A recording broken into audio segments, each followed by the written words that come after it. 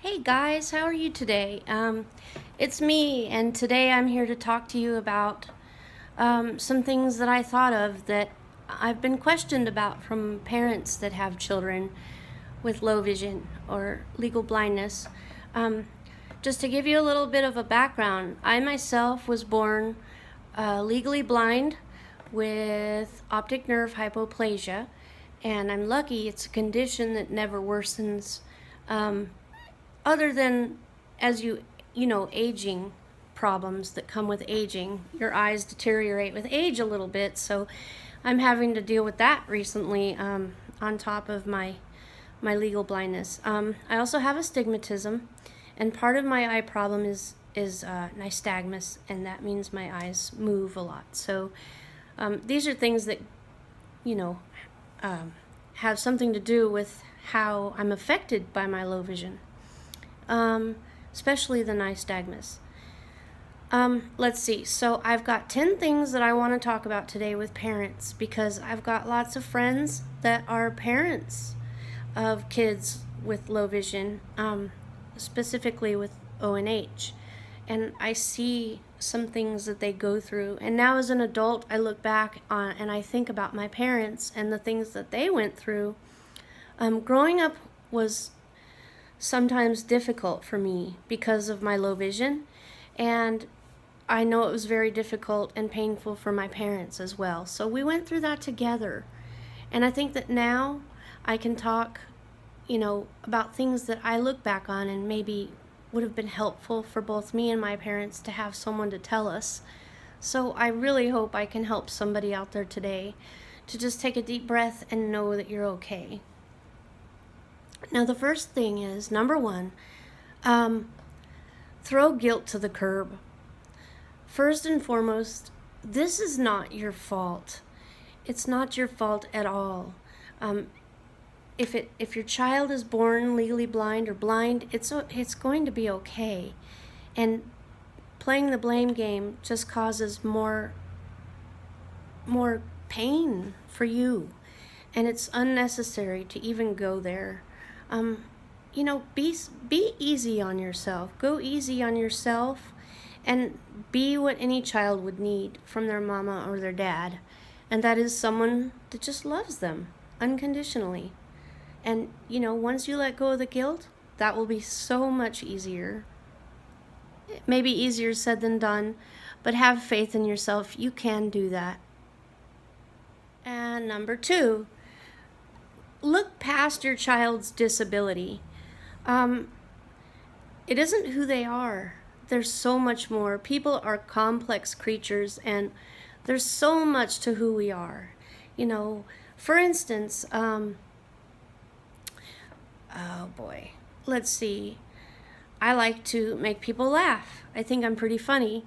And, you know, so my friends, when they think of me, they think of, oh, Brandy, the one that makes us laugh. Or, you know, I'm very compassionate and I love animals, and so those are my things. And, you know, I try to be a good friend, and I volunteer with Girl Scouts, and I love children, and, you know, I love being there for vulnerable people. So those are qualities. Those are things about me that have nothing to do with my low vision. I also think I'm fairly smart. You know, I like to learn new things, and the ability to be able to learn is something that I'm so grateful to have. And with or without vision, if someone has the ability to learn, they have the ability to learn. My cat is here. What are you doing? Come here, Rocky. Anyway, he may come on the camera, he may not. So anyway, let's see. So just, you know, go easy on yourself again. Sorry for the background noise. I'm living next to a big highway right now, so it's kind of noisy a lot. Number three, your child is not flawed. No one is flawed. I mean, we are what we are, and we still are just as valuable as the next person. And life is not a competition. So If Susie Q next door has a daughter the same age or a son the same age, and their son is quote unquote perfect, meaning they have no visible disability or, nothing that, seems that their life will be difficult or that your life will be difficult, it doesn't mean anything. And really, you have no idea what goes on behind closed doors. Families have secrets, and a lot of times people don't even want to talk about what's wrong. So you can't assume that everything's okay with Susie Q's child. And even if it were, be happy for that person. But in the meantime, embrace your child and know that it's okay that they're not quote unquote perfect. They're perfect just the way they are because it is who they are. Now here's an interesting one, and this is true for parents of any child, I believe. It's extremely important to diversify your child's interactions. What do I mean by this? Well, of course you should have your child be with different races, ethnicities, belief systems, family members that are annoying, friends that rub you the wrong way, but they're good people. I mean, you have to diversify. You have to be accepting of everyone. At least you want to teach your children to try. And for a visually impaired child, this also means that along with mainstreaming your child, whether it be in school or activities or what, you also want to make sure they get to know children that are like themselves, that have the disability that they have, that have the form of blindness that they have, that have the same severity as they have, so that they can see that they're not alone, because there are many, many visually impaired people out there. And it's really, really nice to be able to all your life be mainstream, and your family members don't have disabilities, your friends at school don't have disabilities, but then in the summertime you go to a summer camp and everyone else is just like you, or even if they're not just like you, they're all kinds of mixed disabilities, and it's so wonderful because you think, wow, there's all these people that know where I'm coming from. And they think my jokes are funny. Instead of feeling sorry for me, they really want to laugh at my joke. Or, and you can meet someone there with no legs or that can't hear, and you can become the best friends, the best friend in your life you'll meet there at summer camp. So, or at school, if you go to a different school, at least part of the year. I think it is good for kids with disabilities because, speaking for myself, I went to public school all my life up until my junior year of high school, and at that point it was determined that I should go to the school for the blind. And I was really scared and upset about this because, well, I didn't think I needed to be there, and I thought that, I was a child, I was a teenager, and I thought I knew everything, and I thought I was better than everyone that would be at that school, and there was no way I could fit in. And I almost had no friends because of that attitude. I just went in there with a real grudge on my shoulders because, as you can imagine, you must have figured I didn't want to go. I was sort of being forced by the foster parents I had at that time. They fought the school board to get me there. Anyway, I went, and I ended up making some of the best friends of my entire life and made some of the best memories of my life in that year and a half. It's funny because it happened gradually over time, where I relaxed and let myself, open up to these people. And looking back on it now, I'm so grateful for that. The foster parents did the wrong thing because I was fine in public school. I was a good student, and I knew how to study thanks to an itinerary teacher I had. Not an itinerary teacher. I don't really know what they're called. She was a woman that came in, and I would call her a vision teacher. She would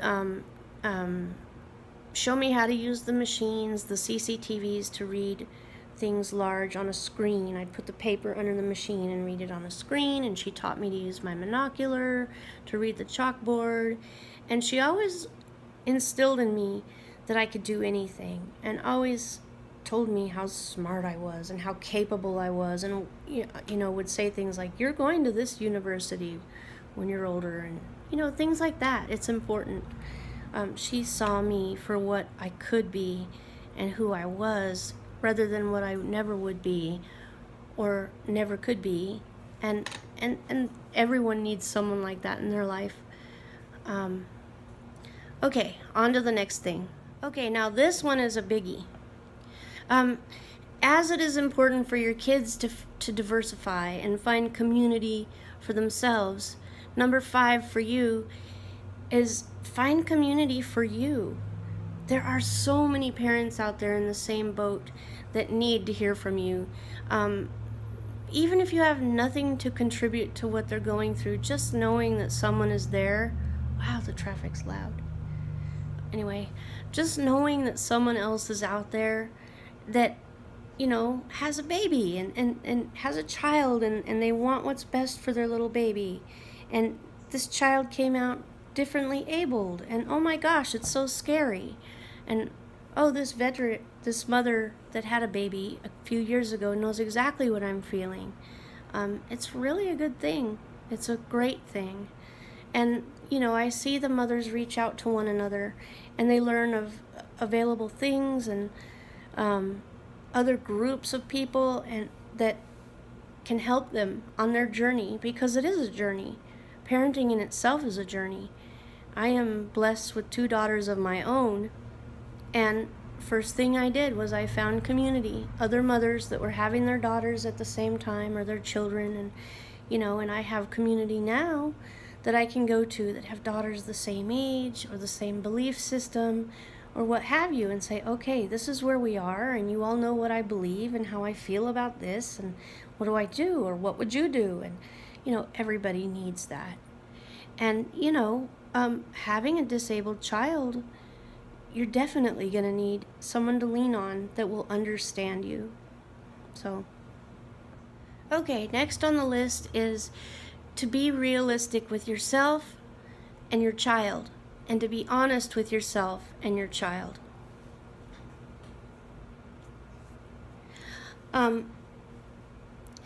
What do I mean by this? Well, it's really easy to do what's easier. And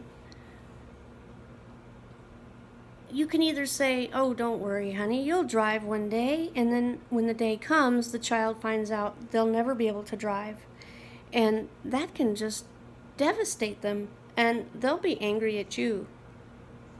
Also, being realistic means not to coddle your child. Be honest. You don't want to smother your child and protect them so much that once you're gone, they are completely incapable of having relationships or caring for themselves in any type of environment that you're not in. Let others step in and help. Make sure your kids have all of the chances they can get, because they're going to need it. I don't know, somehow it was instilled in me to be independent, and I am so grateful for that. I remember the doctor told my father I could never ride a bike, the eye doctor, and we left, and I was devastated because I was ready for a bike. I think I was in 1st or 2nd grade, and my father said, oh, you'll ride a bike. And I said, can I have Michelle's old bike? And he got the bike for me, and I learned to ride that dumb bike. And I would ride the bike. I'd ride it around the block over and over again. And I would ride with my brother. He would be in front, and I would follow his bike, and went on my way. I'm not crazy enough to do that now, because I know I will crash. But I did it. Somehow I did it. I was a very brave kid, and it was what I needed to do. It may not have been the smartest thing to do, but on the sidewalk around my block was okay. And I remember, just things like that. You've got to try. you've got to make sure your child is encouraged to use their visual aids when they're out at the grocery store and they need to see something. Encourage them to pull out their monocular or their magnifying glass, because it's better for them to live their life as easily as they can, and rather than have someone do it for them, because that's what will happen if they don't use their monocular. So it's very important to be honest with yourself and with your child about their needs and how to have their needs met. So to do that, you're going to have to let go a little bit, and I know that's hard as a mama or a dad, even with kids that don't have a disability. And sometimes as a mom with a disability, it's kind of hard for me to let go of my kids as they're getting older, because they help me. So yeah, that whole codependency thing is a bad thing. Okay guys, and last but not least on my list of things that I want to say to parents of children with disabilities, don't give up on your child. Don't walk out on your child because they're different. It is going to be uncomfortable. It is very uncomfortable.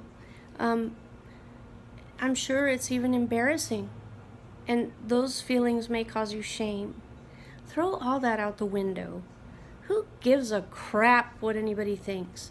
If your neighbor laughs at you behind your back or to your face because your child is different, or you may feel that they're laughing, who cares?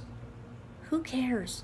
Are you willing to give up on a precious, lifelong relationship with someone because of what someone will think? Be honest. Love your child, because they will always need you and you will always need them. Or at least I hope you do. You should. They're a part of you. And if they have other disabilities that go along with their blindness, or multiple disabilities of any kind, they are going to learn to adapt to this world to the best of their ability. If you just have to have patience. And when they're having those temper tantrums, or you just are done, don't walk away. Don't back up and leave. Don't give up on your child.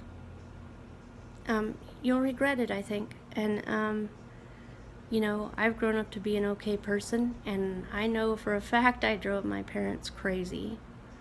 And I also know for a fact that they regret walking out on me. So whether it be turning to drugs and alcohol or what have you. So please don't give up on your child.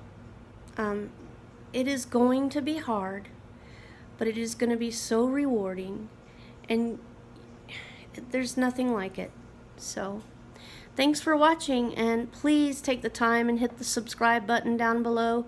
Subscribe, like this video, tell me what you think in the comments. If there's anything else you'd like to see in a video, let me know. I'm here, and I will try to answer any questions I can. And I'm thinking about you, and I'm glad that I have all of you in my life. So thank you. Have a good day. Do, do, do.